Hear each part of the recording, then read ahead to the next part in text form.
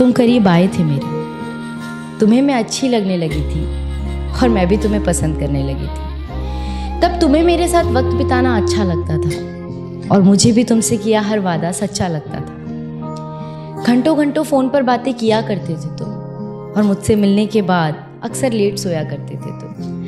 हर बात पर तुम मेरे लिए केयर दिखाते थे। रूठ जाऊं मैं कभी तो तुम झट से मनाते थे। 25 से 30 किलोमीटर तक रोज मुझसे मिलने आया करते थे और उसके बाद मुझे घुमाने भी ले जाया करते थे। तो क्यों आज साथ होकर भी हम साथ नहीं, और क्यों इस रिश्ते में अब पहले जैसी कोई बात नहीं? क्यों हमारे वो पहले जैसे हालात नहीं, और क्यों आज मेरे हाथों में तेरा हाथ नहीं? एक छत के नीचे रहकर भी तू अजनबी बन गया है।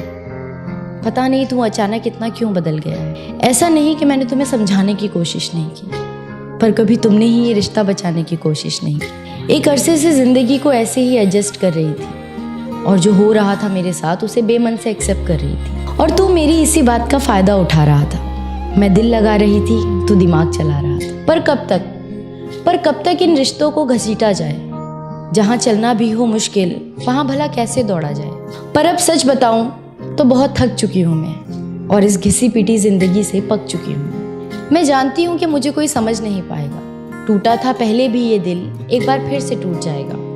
पर इस बार मैं खुद से एक वादा करूंगी, दूसरों से कम और खुद से प्यार ज्यादा करूंगी। मैं हंसती रहती हूँ अक्सर, इसलिए कोई जान नहीं पाता, और इस हंसी के पीछे का दर्द कोई पहचान नहीं पाता। अब किसी को इतना पास नहीं लाऊंगी मैं, और किसी को इतना खास नहीं बनाऊंगी मैं। और ज़रूरी नहीं कि ज़बरदस्ती रिश्तों को निभाया जाए, झूठी मुस्कुराहटों से बेमतलब सबको हंसाया जाए। हम अक्सर ये सोचकर चुप हो जाते हैं कि लोग क्या कहेंगे, रिश्तेदार क्या कहेंगे, पर जिन्होंने कभी आपका दर्द जानने की कोशिश तक नहीं की, आप उनसे क्या उम्मीद रखेंगे? और इस दर्द में रहना है या इससे बाहर निकलना है, इसका फैसला सिर्फ आप कर सकते हैं। ज़रूरी नहीं कि अगर आपके पेरेंट्स के एक्सपीरियंस अच्छे हों तो आपके भी होंगे, उनके डिसीजंस अच्छे हों तो आपके भी होंगे। जिस सिचुएशन को आप फेस कर रहे हैं उसे आप ही बखूबी जानते हैं और कोई नहीं, और जो आपको समझता होगा वो आपकी सिचुएशन को भी समझेगा। और शायद हमारा सफ़र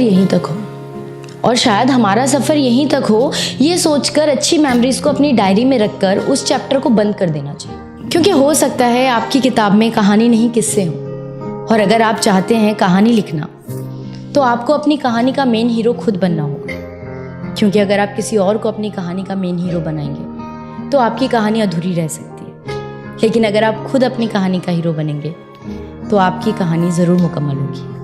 शुक्रिया।